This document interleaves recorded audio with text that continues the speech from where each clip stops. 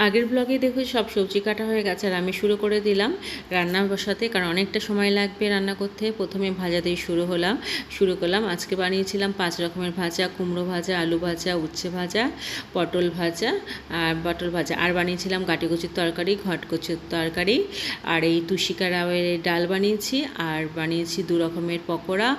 একটা হচ্ছে পাট শাকের পকোড়া আর পুঁই শাকের পাতার পকোড়া, আর বানালাম পুঁই শাকের ঘ্যাট।